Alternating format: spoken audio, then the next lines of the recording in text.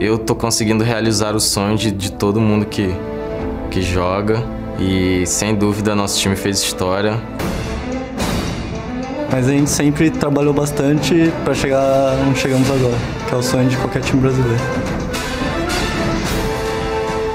Mas acho que a gente vai se preparar bastante contra eles. A gente já conhece muito deles.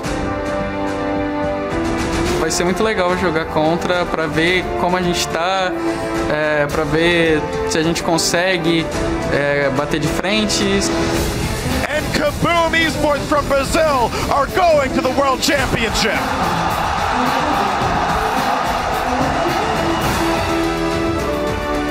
Mas não vamos parar assim, tem que melhorar muita coisa ainda e acertar muitos detalhes.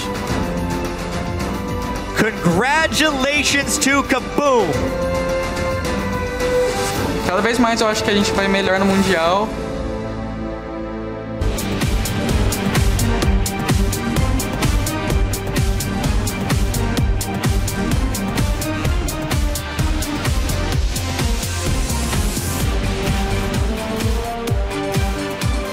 Hello and welcome back, everyone. We're about to kick off our next game, which is between Najin White Shield and Kabum Esports. We're going to talk a little bit about Najin White Shield first. They're the #3 team from Korea. They actually had a very average summer season, but they ended up going 9-1 in their regional qualifiers, absolutely obliterating KT Arrows, KT Bullets, and SK Telecom T1K.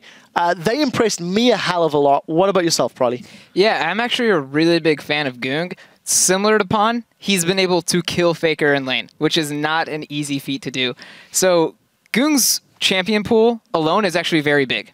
You think that he's going to be playing kind of like the utility mids that have been, sweeping the nation in a way, but he's actually been doing a lot of Ahri picks, which are throwing a lot of teams off because people will pick Ahri thinking, oh, this is a safe pick. But when you have a very aggressive Ahri player, Ahri becomes very risky now, and it will make every single team kind of play different. I think the most interesting thing for me for this team is that the way they won their regional qualifier was playing these team comps that are so risky. You had Kassadin top, Janna, Ahri, and Illusion, and maybe like a Lee Sin jungle. You need to be very skilled mechanically and as a team to be able to pull this off, and not many teams here can do that. Yeah, about the Kassadin top, it's actually really strong for them because Goong plays at mid. So they pick Kassadin, and now the mid laner can't just pick whatever he wants because it could be cast mid. The top laner can't pick whatever he wants because it could be a cast top. How much are we expecting Najin Shield to show up from the regional playoffs, and how much are we expecting Najin Shield to show up from the summer OGN champions? Because they were two vastly different teams. Monty was saying that Najin Shield, Watch in particular, he felt that in the regionals was the best he'd played probably ever. Double Lift, what do you think? Yeah, I mean, God bless Monty Senpai, because he said that Najin Shield played the best he'd ever seen at the regional qualifier, and it's true. That was the best that I've ever seen them play, too. So if there's any chance for a Korean team to be upset, it's right now in this group, because they're up against, Kabum, they probably are going to win, but their group is not easy. I mean, they're up against Alliance and Cloud9 later on, but even Kabum, potentially, they can win lanes and snowball early game. Well, let's talk a little bit about Kabum. It is the all-Brazilian lineup. They've come into this tournament, they're once again the massive underdogs. Dark Passage really set the tone, I think, for international wildcard teams. Kabum will be looking to one-up their Turkish rivals, and they'll see what they can do against Shield. Yeah, they're actually there's an interesting story behind Kabum because they actually never finished above even top 3, I think, within their region, but they magically started winning at the end, went through that regional, then went through the wildcard qualifier, so they're on the upswing right now. But I think they can be upswinging a lot, but it won't be enough to upset White. I don't even think it's remotely even possible. Yeah, they might win lanes, but then they'll just strategically be still outmatched. I think it's going to be very hard for Kabum to win even a match in this group stage. Crumbs has his hopes on at least one. I mean, He's been right before. But then again, he's been right before. He's the problem about Crumbs' prediction. So well, I bet on Shield, and I'm wrong with every prediction, so Kabum's probably going to win, statistically. So for Kabum in this particular matchup, they've got, as you said, they've come from the Brazilian squad. Tinones is 17, turned, old enough to play this year. I quite like the story of their AD carry was Dan's. He moved into the support role when they brought in Minerva. Minerva was a player that was playing support for them. He was mechanically better. Dan's was the shot caller, much like BB was from our Taipei stage group. And the AD carries, the shot callers don't tend to work out. Once Dan's took over the role, he squashed the rest of his scene. Actually took out a few Koreans along the route by taking down, I think it was Keyed Stars in their semifinals. Maybe they've learned something. Realistically, other than what we were saying last week for Dark Passage, is there a strategy they can employ other than winning lanes or cheesy picks? Do we really feel there's absolutely no? I mean, Korea has gone to Brazil before, and Brazilian teams have beaten Korean teams in the past. I mean, incredible miracle, they went down. Korean team, not teams. Team, touche. What do you think? I mean, to be fair, last week we were saying about AHQ, yeah, they need to play like early game picks and try and snowball the game. But when AHQ actually switched back to their normal strategy, they actually ended up having a bigger shot. Then again, I don't think we can really start comparing AHQ and Kabum, but you can only vary from your normal style so much to the point where it becomes counterproductive, right? If you go full early game, but you don't even know how to play full early game, then you might just want to play your normal style and pray that you get lucky enough to transition into a decent mid game and try and get a lead. But it's really hard to judge. You know, Kabum is the massive underdogs here, there's no doubt, but I do think that they have a chance to expose potentially Shield's weaknesses, because, you know, if a lane wins or loses it, let's say, for example, Tinones wins lane against Goong. I mean, that's a pretty massive weakness that they can later use to expose within, like, later other games in the group or even in their next game versus Shield. Let's expand on this thought a little bit. The players are getting themselves set up, so we will be jumping into the game shortly. But, you know, talking about that, Najin Shield, they play Kabum today. Tomorrow, they play both Alliance and Cloud9. So Alliance and Cloud9 are going to be watching this game with a fine-tooth comb. If you and your team were sitting in one of those green rooms watching Shield, what is it you're looking for? What is it that we as viewers should be looking out for if you want Alliance and Cloud9 to beat them tomorrow? Prolly, let's start with yourself. I mean, what are you watching? What are you looking at? I would say from this game, it's going to be hard to tell a lot because I don't think White Shield's going to have to try that hard to win, so they don't have to expose much of their play. So I think what Alliance can do and what C9 can do is tell their warding patterns. Find out how mid lane wards, how bot lane wards, and kind of see where their jungler tends to ward and just use that, because that's going to be the same in every game. Yeah, I was actually going to say the exact same thing. Oh, yeah. I think if you go, if White's going to go meta picks, right? They're not going to throw any curveballs at Kabum right here. So like the only thing you can do is see if there's trends that they might do the same thing. If you've done your research, you maybe have seen like you can watch that 9-1 run they did, right? You can watch how they exploit their early game into mid game, their warding patterns. Maybe they do the same thing. Maybe they switch something up. Do they do that because it's against Kabum? You never know, because there's too many variables. Well, we will find out shortly, because we are about to get to the game. So players are set. Let's head back over to D-Man and the crew at the caster desk. Thank you very much, Quickshot. So let's get right down to the game. Starting out on the blue side, let's go through the lineups for Korea's Najin White Shield. In the top lane, it is Save. In the jungle, we have Watch. In the mid lane is, of course, Goong, the AD carry, Zephyr, and alongside him is Gorilla on support. And on red side, it's Brazil's Kabum Esport. We have Lep in the top lane, Danagorn as the jungler, Tinones in the mid lane, Minerva as the AD carry, and of course Dance, the shot caller, as the support. And I really do hope that these guys go with their signature champions, the most comfortable champions that they can bring out. Because that's how you want to start out the first game of group stages. You want to start out on very solid ground. And we just have to say it, and as just talked about it, Kabum Esport here are the underdogs for the game. But they have some, they've showed some good games. Lep in the top lane for me is one of the best top laners in Brazil, if not the best. If he gets to play a champion like Aurelia, I know you have your little story, he might be able to actually get a lead early on and try and punish Save. I know it's not going to be easy to punish a guy like Save. The biggest thing is they've beaten Koreans. You know, the two Brazilian teams that pulled them in, obviously Pain and Cade All-Stars, pulled in Korean players. They got beaten. This is an all-Brazilian lineup up against a full Korean lineup this time around. Maybe a different story. Some Koreans play in the Champions League, and they're a bit different. But easy there, Kobe. This is a very, very strong Najin White Shield team that I really enjoyed watching on their 9-1 run. Oh, yeah. They showed so many different strategies. That's the thing.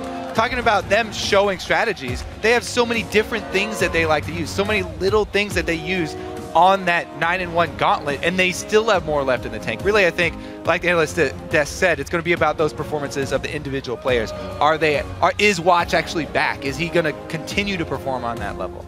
Yeah, that absolutely is a big deal, because he performed out of his skin in the qualifiers when it counts. And a lot of people said, you know, he stepped up. This is his third World Champions for Watch as well. So we'll see whether he can deliver this time around. He feels there's a lot of pressure on himself. Zillion Bad, no surprises. This time around it's from Najin White Shield. Jinx banned out. It was, of course, Minerva's champion he played throughout those qualifiers. So a little bit of research coming out from Najin White Shield here against Kabum. Yeah, simply just target some comfort picks here. And then the Maokai ban. Najin White Shield in their regionals, every single game, 10 out of 10, they banned Maokai. Safe, he doesn't play it. We've seen him use it once in Korea. They did win the game, but it's not his style of champion. He wants to play carry top laner, so this Maokai ban is going to be banned by White Shield pretty much every single game. Everybody talks about how Gung and his assassins, though. First pick Zed, that is not too shabby, especially in a game where we expected there to be, some early kills and some solo kills here. Gung on Zed is going to be very That's scary. Confidence right from the start. Oh, yeah. That's a simple confidence pick. I can pick this completely blind into whatever you choose. Also, Zed doesn't actually have that many bad matchups right now. So it's definitely, of the champions, very easy to blind pick. I mean, Zillion has been banned already, which we one of them who can mess you up in a team fight. And obviously Tinons as well. He showed his Orianna in the qualifier, was great, which is not really a matchup you're afraid of if you're playing Zed. So easy first pick coming in from Gung, and I've actually seen Save play Zed top lane as well. So it could be a bit of a flex pick here for White Shield. It doesn't have to go mid lane straight up. It was in solo queue, don't worry. Well, I'm pretty sure he played one professionally as well. Okay. But yeah, top lane Zed is always an option. The Kayle response, though. I mean, there's top lane Kassadin. We always like the Kayle response to the Zed picks there, so you don't have to use an exhaust. You can use the intervention. But the thing is, that's a Kayle pick, possibly in the top lane. And it is one of Save's big champions. He went 4-1 in that on Kayle. So he knows exactly what he's up against if that is a Kayle in the top lane. And taking away Kha'Zix here, mousing over this jungle Kha'Zix for a watch, I would be very excited because Lee Sin's already banned out. This should push Denagorn onto Vi, one of my personal favorite champions, and also a champion that you can combo with a mid lane like Syndra for that level 6 kill. And let's just talk briefly about Najin White Shield and the kind of comps they run a lot. They often run without any kind of hard engage. And the way they actually get kills and push objectives is by controlling minion waves, and then they rotate between the lanes extremely fast, and they can dive onto you on the towers here. They often run with a lot of single target CC. You have Thresh already locked in, a lot of burst potential single target. You have Kha'Zix locked in as the jungler, and you just go to this tower here. You have the numbers advantage. You land a hook, you land some CC, you kill down the first target, and then you take the towers. Also, they love picking people off before they head to the towers. Kha'Zix and Zed, perfect at getting a solo kill, exactly, grabbing one of those. I just feel disappointed and upset for Gorilla. Oh, you know, where's the Janna, man? Where's the Janna? He said, I want to show the world Janna. So everybody stole it from him in Taipei. Think about that he's in upset. He's going for Thresh. Thresh is one of his main champions. Yeah. He's main champion. He's 7-2 on Thresh, okay? Yes, he was the one, on the forefront of this Janna just tidal wave of Janna players over here for the group stages, and he wanted to show everybody. But Thresh, this was the original go-to for him. And just look at the lineup here from White Shield. There are no real hard engage, because they don't play Maokai, who's one of the hard engage top laners you can have here. They don't play it. Instead, you can do 1-3-1 split push now. Zed in one lane, Ryze in the other side lane, and then you have Corki sitting in mid lane with the Kha'Zix pick as well. And you just split up the enemy team. You push down every single wave. You go for these one-on-one kills. As soon as you get one kill, or you force two members from the team to defend one of the side lanes, instantly you collapse on the mid lane, take the tower here, and watch. He's a jungler. Again, also from talking with the players who's been scrimming White Shield, he actually doesn't sit in his own jungle. He walks into your jungle, wards everything, and then he just takes over the entire jungle, which means when you have these split pushers going and you're pushing down every lane, and you have your jungler already sitting in the enemy jungle, you have full control of the map, and it's impossible to move around and react in time. I like White Shield. So it's we can tell. Picking Janna against Gorilla. There you go. That's. We'll see how that one works out. I'm not sure if he'd be happy about that, but nonetheless, we're going to see it out. I'm interested also, a Kayle versus Ryze in the top lane. Surely that's going to be shoved straight on towards Save. Yeah, Kayle can just push the lane pretty much non-stop. You just have to be careful. There's not going to be a gank, which is why we can see Denagorn look towards the top lane early on, buy time for Lep to just constantly push in the top lane and apply pressure on Ryze. Lep's actually got to be careful pretty early on, too, because if Save starts with that Mana Crystal, he can trade extremely effectively. Oh, yeah, You can bully down. A level 1 especially, you can take advantage of Kayle. This Ryze is very, very dangerous early in the match. It's all about for Lep just pushing the lane. Don't take a bad trade. Try and deny farm by pushing Save down. And then you can potentially go for a dive because you do have Kayle and Elise. It's a great dive combo, especially at level 6 for Kayle when you have the ulti. Reset tower aggro for Elise and then try and kill Save. And ignore the rest of the map. Only kill Save. Well, so what do we think? What do we think overall? Obviously, Najin White Shield coming into this one, gigantic favorites, no doubt about that one. Team comps coming in there. Do we see anything, maybe a saving light for the Kabum guys? A lot of fans out there. Go Kabum hashtag is a big deal. So they do have Janna on their team, but the thing is, Najin White Shield, they like to jump in and jump out very quickly anyway. So Zed and Kha'Zix, if they can jump in, kill somebody really quickly, there might not even be time for Dans to actually save their target. So Lep, it's going to be on Kale to have very quick timing with his Kale ultis. Well, as we load into the game, head over to Twitter and tell us what you think. Of course, who will win this matchup? Tweet us hashtag NWS win or hashtag KBM win. Or go Kabum, whichever you prefer, at LOL Esports, and we'll check out your votes in the game. Prefer KBM win, though. KBM win. Well, looking on the side of Kabum here, they have a lot of options in the mid-game because Tinons, he can go DFG as his first item. You have the Lucian pick up as well, very strong in the mid-game. Same goes for Corki on the side of Zephyr, though. But still, there's some mid-game options here for Kabum to try and look for a snowball, to be honest. And the thing I really like about the comp here from Kabum is this is actually kind of a Najin Shield comp here. They've got 5 range champions. One of my favorite comps from Najin White Shield was their 5 range composition where they dealt with hard engage by kiting backwards and single target, switching, calling target switches very, very quickly. So this is actually, they're playing sort of the same style of game here, and it's going to come down to execution. And it gives a lot of wave clear on the side as well because you have the Kale pick. Just gonna check and save here, not a lot gonna happen, but a lot of wave clear as well inside of Kabum here and a lot of options to deal with Goong in a team fight. It's gonna be all about Lep trying to handle one-on-one against Goong in the late game if we're gonna get to that point with the split push going on. And when we do get there, like we said, it's gonna be all about the timings of those ultimates because they don't have exhaust. Look at this. Is Minerva going to stick around in the mid lane? I wonder. Showing himself on Goong. He's going to head down towards the bottom. But he stayed there a very long time. Should get in time. Dans is coming up. Or are they going to go for a change? This, I don't know. Well, it looks like they're just going to do a regular start here. Double down bottom. I have to say, though, the no exhaust is very worrying against a double assassin team here. So what happened here at level 1 was actually Najin White Shield wants to make sure they get standard lanes. If you look at your minimap, all the way down the bottom lane, you see a ward by White Shield in the lane bush. Simply to spot in if they can see Minerva and Dans move in to start the early push, and then they know they're in the bottom lane and they can go down and get the 2v2 lane. What's super rare though is they actually leashed red buff to give jungler a much easier start, so they get shoved in. See how that plays out. If you've just joined us, ladies and gentlemen, this is game 2 getting underway. Group D. Najin White Shield versus Kabum. Flash straight away from Gorilla on Minerva there. Bottom lane, if you haven't seen it before, it is Zephyr on Corki and Gorilla on Thresh versus the Brazilians. Minerva on Lucian versus Dans on Janna. And look how Gorilla was able to take control of this lane there. He shoved it up with his Targon, then gets another flay. Wow, there's a lot of damage on Minerva. I'm not sure if they were responding quickly to that one. A double flay working wonders for Gorilla. Death Sentence does not land. Never, ever, ever stand next to your AD carry if you're the support against a Thresh, especially not in the early levels because he can walk up too easily, get double flay, both members, and you automatically win the trade because Thresh got the 2 members flayed over here. Easy times for Zephyr. And even though they were leashing the red buff, they managed to get the push going because they were so aggressive in the trades. Now they got the early level 2. So double buffs for both junglers. Watch on Kha'Zix versus Danagon on Elise. We'll see how it works out, but it's Lep in the top lane putting the damage down on Save. Save quickly turns down with a Rune Prison, blast on towards him. It's a pretty even trade between the two.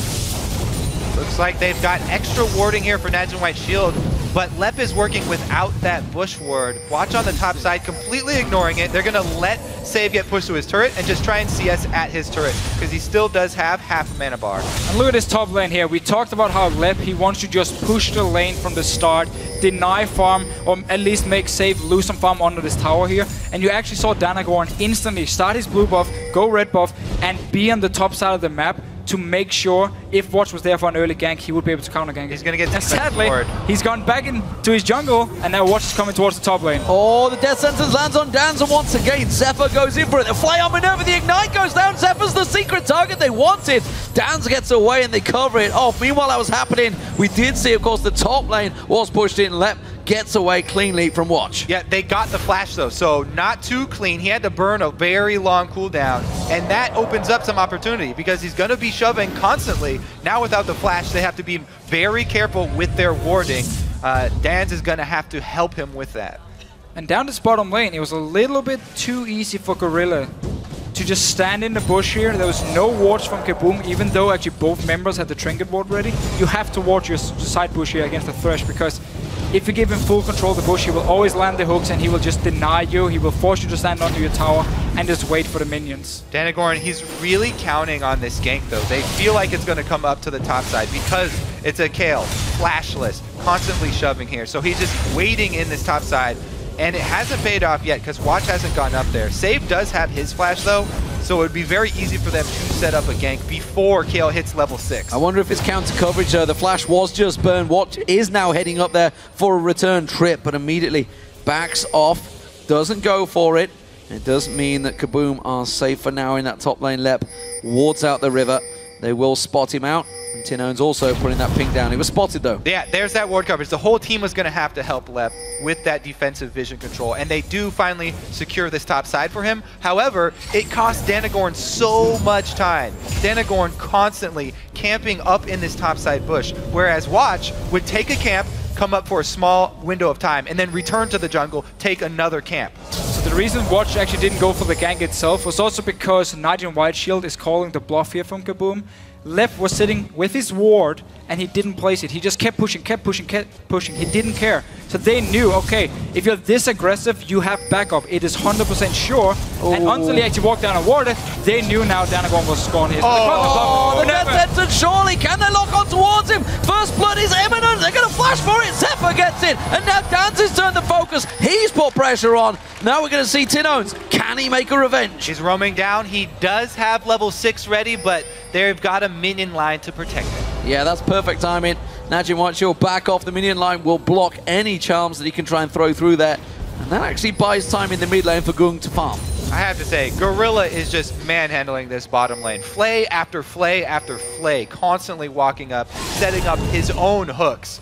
Beautiful play so far from Gorilla. His play is definitely holding over from that gauntlet. Again though, Kabum is not respecting the wards down this bottom lane. Let's see what happens here. They want to go for Gung, and he just dashes over the wall. Protecting that pink ward. It does mean the Watch is nearby. Danagorn actually nearly went out of position, nearly put himself into harm's way as Watch comes down to cover off Gung. And I still wonder if Tinones in this mid lane want to get an early DFG. Of course he's getting the armor. He wants to have it early against Zed. You want to have your hourglass ready. Otherwise Zed can just all in you if you don't have the Kayle ulti to save you. But again, down this bottom lane, Kabum is not respecting the presence Gorilla has in the lane. They're not warding enough in the side bushes, so he can just walk into the bush, force them back every single time, and then he can land an easy hook or land a flay. Oh, here's the second one. Just like that, Gorilla goes in once again. The flay is down, the Ignite's going. They're going to tower dive it. The Ignite's burning. Zephyr goes for it. One more shot should do it. There it is. He will take tower damage. In comes Danz. He's got the support of Danagorn. Can they lock on towards him? Howling Gale's what's required to shut them off. He hasn't got level 6 yet. Hasn't got that Monsoon. Watch comes across. Tinones misses the charm, and they disengage. And people wonder why there's no Janna pick coming in from Gorilla. He's actually only picking Janna when Thresh is banned. Every single time it's open, he will pick it. And we're seeing why in this game.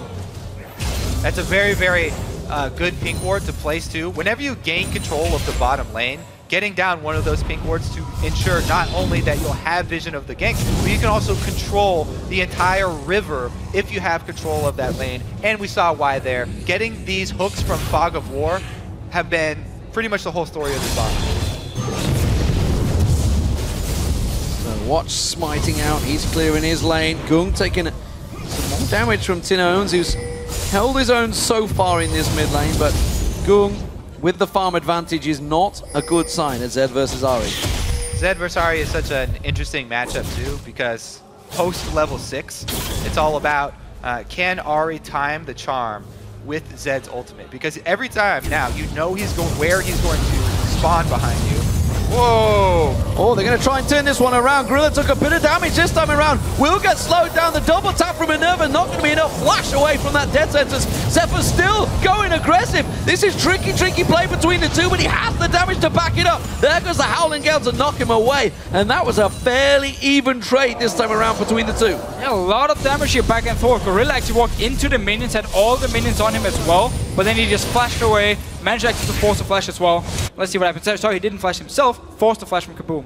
Also, they called in watch down bottom because they had that pink ward, that control over the bottom lane, that full vision, just in case anything from Kabum, if there was any aggression to come backwards. And both top laners have used the teleport. They know Danagorn has been up in his top side for pretty much the entire game long. So if you get one kill in this bottom lane, instantly you can just rush Dragon, pick it up here, get even more gold. You see White Shield still staying around. We want to see where Elise is. And you can tell, Danagorn, he's only up here looking for counter ganks because as soon as they saw Watch was down in the Dragon Side River, he backed off. Now he's waiting around to see if Save will extend. He's going to have to use Spirit Rush to get out of this one, so Tino's ultimate is down.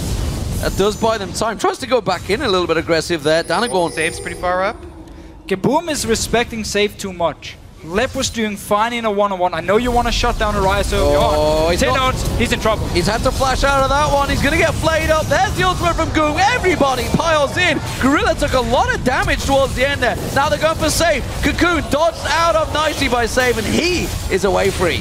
I love that mind game from Danagorn, though. You can see what he was attempting to do. Flashes in with the Q instead of flashing in with the Cocoon, and then tries to hit the post-flash Cocoon.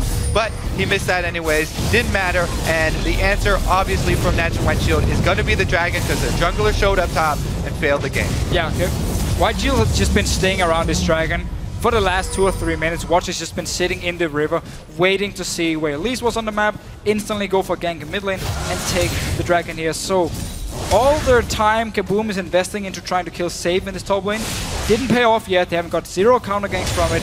Forced his flash, so now we actually need to see Danagorn come back to the top lane and try and kill Save if they want to get anything from all the time invested up there. Well, this bottom lane is a serious problem. When all 3 lanes are stepping up and winning, it becomes a gigantic problem. Zephyr trading with Minerva once again. He went aggressive for this one. Forces Zephyr to Valkyrie away. Danagorn though, oh, they're collapsing on towards him. He doesn't get caught by the void spikes. That won't slow him down. Throws out the Cocoon, which will not land. It's a tricky back and forth. Goong fancies this one. Puts a lot of damage on towards Danagorn. If he can take the jungler down, manages to repel away, gets caught out. Is not safe though. The rest of his team not backing him up. Watch jumps in, and that pulls out the Monsoon. Lep in the top lane. Save going aggressive with him. Seems to have his number now in that top lane as well.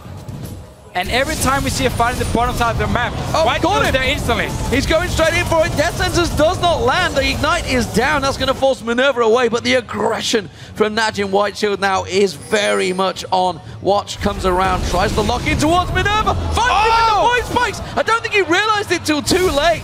And doesn't follow up. Yeah, he doesn't have flash, so no. Okay, here goes dive. Oh, dive on the tower. Goong, is he going to have enough? That's the question. Tinones gets popped down, takes himself the shadow, completely fools the cameraman, and gets away clean. So much damage from Zed here. If you don't manage to land the charm, as you pointed out earlier, he will be able to kill you doing his ulti here. Watch taking over the enemy jungle now. Up in his top lane. Danagorn looking for another gang on to save. They're both going in towards him. Have they got enough this time around? It doesn't look like it. They're going to try and lock around. Watch will come around. They're going to clean out that blue buff. Save all. Oh, the Cocoon this time, lads. Will it be the first kill? It will. And Kabum finally strike on Najin White Shield. So they managed to get a kill in this top lane now. On to save. They've been there so many times. Now they get the kill. Gorilla is already up in his top lane because the bottom lane, Zephyr can handle himself. Time for Gorilla to roam around. You also see the early mobility boots for him on this Thresh. Well, the Gorilla is absolutely the king of the jungle, so he can just go around and ward out wherever he likes. Did you pre-plan it? All right, so we do have to say that right there, that single move was a very bold move from Save. That was an over-aggressive move, trying to walk back through the turret to his lane. However, he was already 30 CS up in this lane, so that's already a full kill's worth of gold right there for him. This Ryze is going to be a huge problem later in the game, and he was already bullying his lane in just the mana building phase of Ryze. He didn't even have completed items yet. There is a giant gap building between these teams, and Kabum are seriously being left behind. Danagorn taking some burst from Gung there. 140 to 108 CS in the mid lane, 126 to 93 in the top lane. The closest is ironically where all the action was happening early on, down in that bottom lane between Zephyr and Minerva. But the problem is, it's a 2-0 Zephyr who's just about to complete his Trinity Force, while, well, you can see Minerva is a long way off his first item. And once White Shield gets the lead, it's just gonna be push every single lane, take over your jungle. We talked about in Jam Select, they're going for Lebov in top. It's a 3-man pile on towards a Kayle, which is tricky in itself, but they handle the crowd control very well. Danagorn comes around. He didn't want to join this party. He was not invited. Najin White Shield take him down. This is a 2v1 on the bottom lane though. Zephyr and Minerva with this dance do catch him in the Howling Gale, but it's so disjointed they're not going in at the same time. Perhaps the biggest story here, while all that action happened top lane, Zephyr is 1 versus 2 and winning. Chases both of them off of this turret. He's that far ahead. We even see on the other side of Kabum here, Minerva is actually trying to get some early power by getting the Brutalizer, even going towards the Blade of the Rune King now, just to get some early power, and yet he can't do enough. Live up in this top lane. I mean, yes, he's Kayle, he has his ulti, but there's nobody else there to save him. And this is why you like to see bottom lanes. When your bottom lane gets so far ahead, have your support start roaming really early on. You mentioned the early mobility boots from Gorilla. He has been everywhere, creating plays in mid lane, creating plays up top, and it's a very easy dive when you have 3 versus 1. So Najin White Shield turning on the power that they showed in their qualifying stages to reach this World Championships, proving exactly why they are the number 3 seed from the OGN champions. Najin White Shield, can they close this game out? That's the question. That's the big question right now. 7,000 gold lead. They were coming into this game gigantic favorites, but can they close the game out quick enough? I mean, obviously it doesn't matter in the end of the day. A win's a win, but we're looking at Samsung White. We're seeing how quick they were destroying opponents last week. That is what they're going to be judged on, especially in the Korean scene itself. And Kabum are putting up a very good fight here. They said that the one thing they wanted to do at Worlds was play Korean teams. When I interviewed Tinones after they qualified, his first answer was, I'm just looking forward to playing any Korean team. He didn't even care which one it was. So he's very happy for Kabum to be in this game and learning what they can from Najin White Shield's play. Yeah, I mean, just playing against them, actually feeling the pressure they can apply on you, feeling how they can completely choke you out of the game by just taking over your own jungle, push up every single lane, just getting the feeling will make you understand it once you go back and watch the replay. So Kabum can really use this as a learning experience, see how Najin White Shield is playing against them, use it themselves, or try and use it themselves once they come back into Brazil, or obviously playing in Brazil, but it's not over yet for them. This is only the first game in the group stage. Well, it's a 4-man push from Najin White Shield as they drive on up that mid lane. Only Dan's and Tinone's there to defend them and clear out that wave, but it will be enough to back them off for now. So top lane, Save has been going head-to-head. Gung caught out with a charm and just immediately turns that aggression round on towards Tinone. Is the Zhonya's hourglass enough to force him away? The Death Sentence lands back on and in goes Gorilla. Monsoon forces them away. And this time, for first time ever, Najin White Shield's ultimate is off point. That was a really good disengage by Kabum here. Yeah, Dan's on. The cocoon lands on Zephyr. Have they got enough to turn this back around though? Danagorn, he's repelled, but he's got nowhere to go. Comes back down, he's saved by the top lane of left. Zephyr will turn this around. Close fights right now. This is a little bit of overconfidence coming out from Najin White Shield. Well, they definitely have the power to back it up. Lep just goes straight in. He's not got his ultimate available. He just used it a moment ago to save Danagorn. And that's an easy pickup for Save. Yeah, once you lose control of your jungle, you can just run from mid lane to top lane and just feel like there's nobody waiting for you. Just keep, or you should need to tell yourself, every single time I walk into my own jungle, I'm going to die. So the way you have to move is simply by going back to your base actually and take the safe way up to the top lane, unless you can get some wards in your own jungle yourself here. Yeah, and you can tell he was trying to place a ward in that bush, but he wanted to place it in a good spot that would have a lot of vision coverage. However, that meant that he had to get too close to the bush, and actually, you just need to put your ward at the very edge of it without stepping too close, because this is a very, very fed Najin White Shield team, so they definitely have a huge upper hand right now. If they meet you in any sort of even terms that are slightly in your favor, then they can easily kill you. The one or two wards we now see in the top side of the jungle from Kabum are really smart, especially the one close to their own base, because it means you can actually now run from mid lane to top lane as long as you can take the long way around. Don't walk straight into your own jungle here. Najin White Shield, of course, they're not going to stop. They want to keep getting full vision control here. Yeah, they are all over Kabum's jungle right now. The cocoon lands, but Goong quickly out of that one. Dan's now, Gorilla's quite confident in his play. He'll just walk up straight towards any one of Kabum and flay them. Full confidence that the support of his team will follow through. The waves are being cleared though, so they are keeping them away for the towers for now as we hit the 20-minute mark. So Kabum at the moment, basically just sitting back, trying to defend, hoping White Shield is going to maybe dive onto them, and then you have the disengage from Janna, you have the ulti from Leb, you have the hourglass as well for Tenons in the mid lane. Try and bait White Shield to be over-aggressive, and then respond by getting a few kills. Seems to be the tactic for them now, and it's pretty much the only tactic they can use, so they're making the right call right here. Yeah, the split push is working. There's a hook on Tenons, has to use the Sonya's hourglass. This is leaving the top lane tower completely exposed. Danagon gets jumped on, doesn't quite get taken down. Zephyr going deep on this one. Is it going to be enough? In comes Save, tries to flash in. Immediately Tenons flashes away, but everybody on Kabum is so low. Zephyr flashes out of there, gets away with the Valkyrie, I think, at the end of the day. But it is Najin White Shield to push through, and they're going to clean up 2 towers on this one. The hook on left, followed through. Gorilla goes in. Intervention. Is it going to be enough to save the day? I don't think it is. The tower hits are not enough. And Najin White Shield continue their dominance and push through towards Kabum's base. Yep, they're flooding into the base at this point. Towers going down very, very quickly. 3 members, though, can try and clear out this wave. The problem is, there's also a lot of poke damage from Najin White Shield, so they're extremely far ahead, and they can continue to throw these rockets plus the cosmic missiles at you, and then those take out the minions, opens up a very clear pathway for Gorilla's hook. As we saw, already landed on one onto Tenons, and that earned them a tower right there. So these Najin White Shield sieges, they could just continue to throw out arsenal. Oh no, Danagon walking, wow! Now Save showing just how much damage he has built up over this time. It's just the worst feeling in the game when you have no control of the map and you just know wherever you're going to go, there's a high chance you're going to die.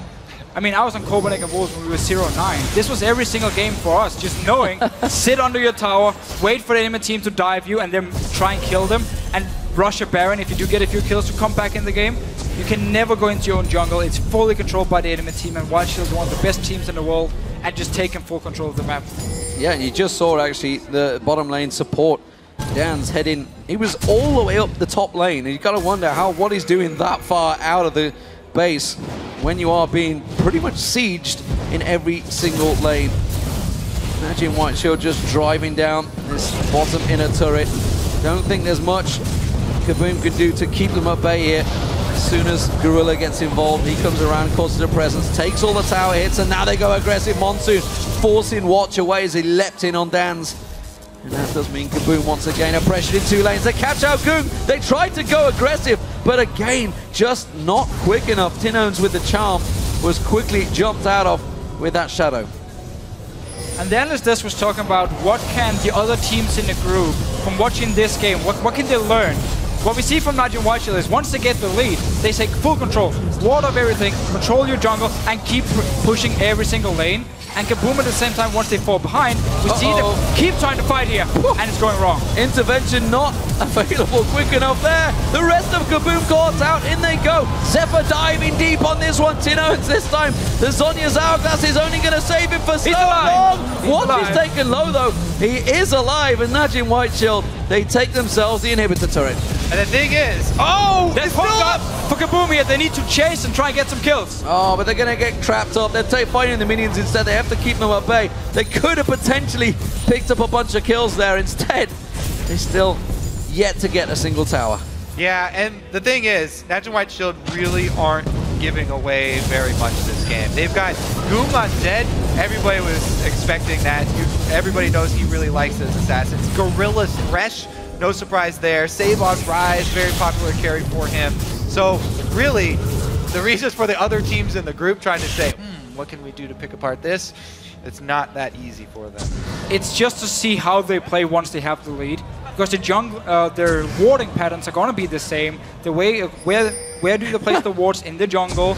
Notice how White Shield didn't try and bait a Baron yet. It's been all about the lanes. Danagon's just like, I didn't want to get near that guy. He's crazy. Can I just say Gorilla does have a blue elixir on right now too, so that extra AP cooldown reduction for Thresh.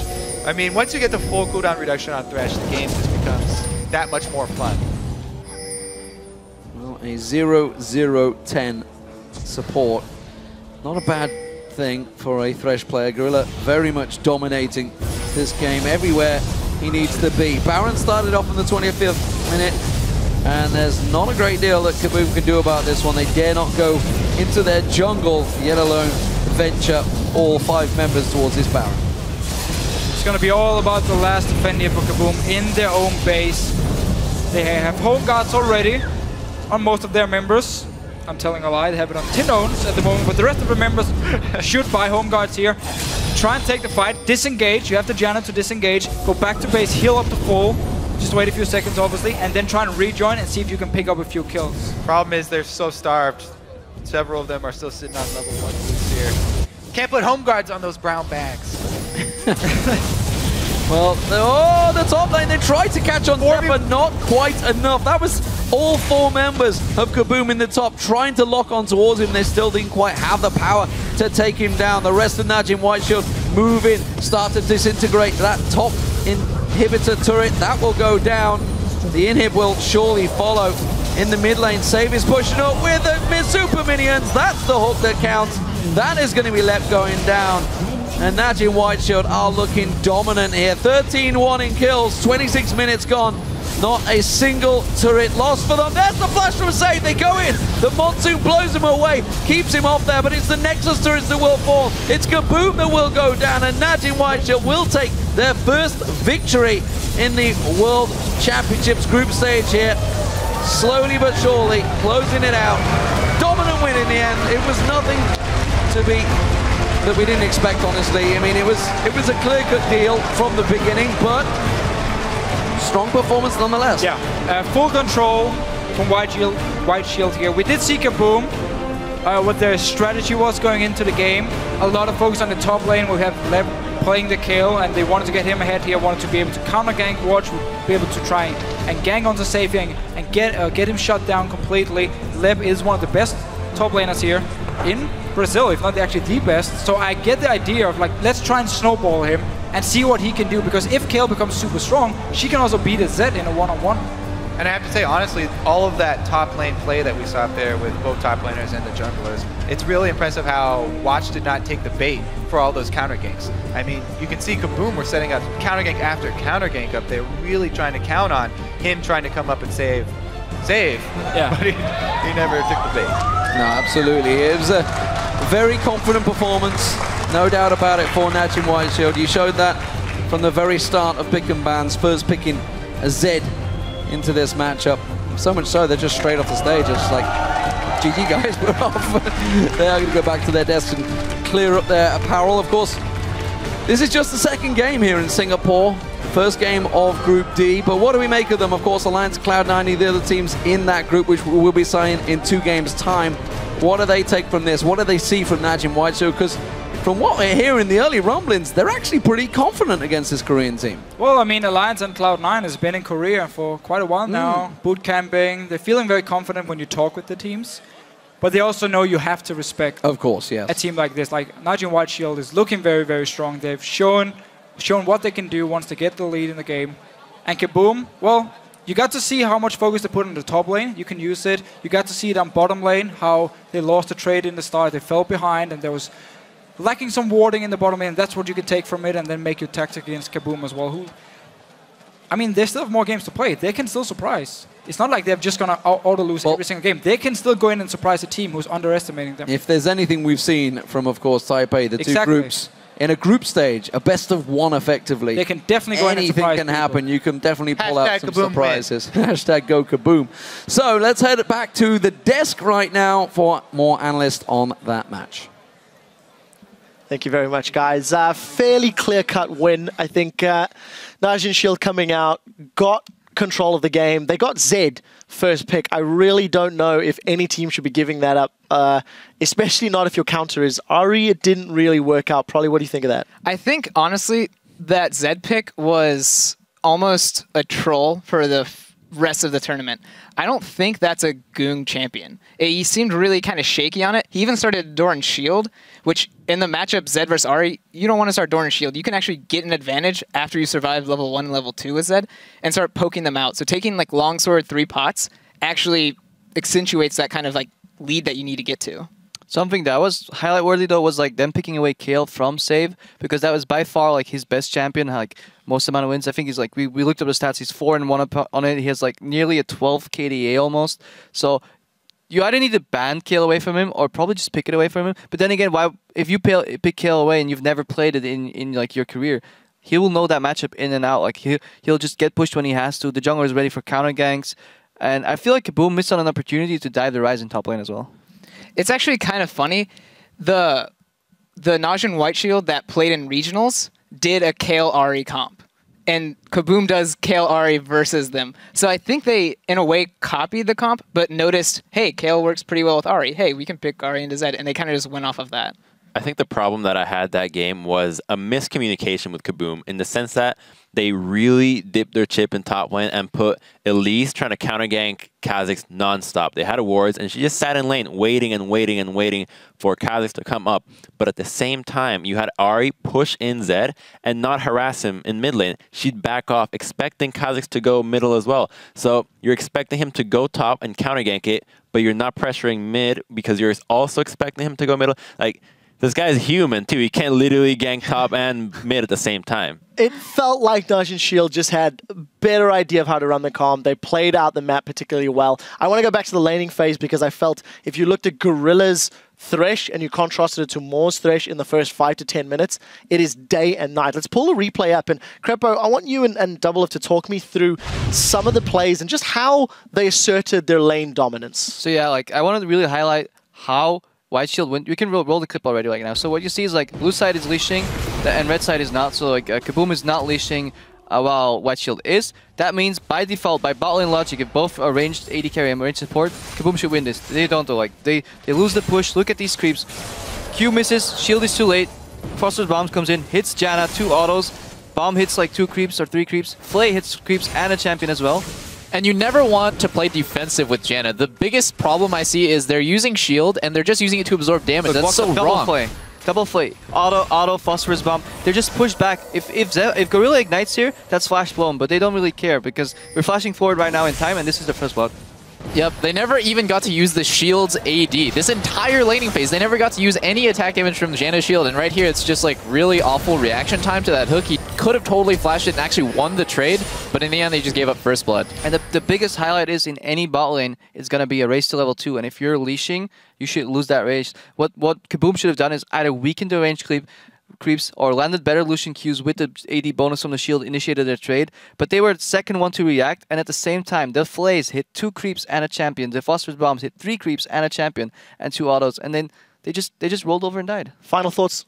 I will say that if Shield continues to play Thresh Corki, which I would rate as like a 6 out of 10 lane when there's very easily available 8 or 9 out of 10 lanes, they're probably going to have a hard time bottom lane against Alliance and Cloud9. I don't think that's a bad lane at all. Really? I think their Corki is terrible. I mean, I think it makes sense in the team comp, too. It doesn't scale. It's not a good lane. You should lose to every Lucian and every Triss lane. It's a good answer to a Lucian, in my opinion. It's the only early game like AD carry that can trade like Corki Q is compared to Lucian Q. Those trades are pretty good. Short trade with Thresh Lucian. I think Lucian craps on Corki. It's not even a close matchup. You don't need scaling when you have Zed, Ryze, and a Kha'Zix in your team. You just need a mid-game power But if your bottom lane's going to be super far behind, what's the point of picking that lane? Maybe you will be. I guarantee you Sneaky and Tabs will cross that lane with Lucian. I'm going to jump in here and I'm going to talk to our stat guys and see if we can find the win-loss ratios. We haven't seen much Corki, but we'll see if we can pull out some numbers and maybe we can add some stats to this little difference that we're having on the analyst desk. Guys, we do have to take a short break, and when we come back, it's another chapter in the Korea versus China rivalry. The Samsung Blue faces OMG.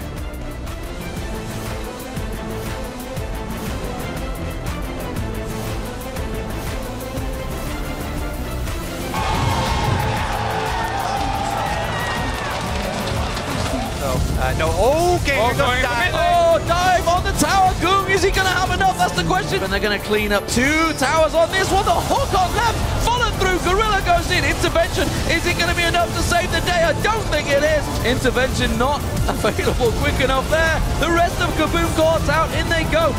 The inhib will surely follow in the mid lane. Save is pushing up with the super minions. That's the hook that counts.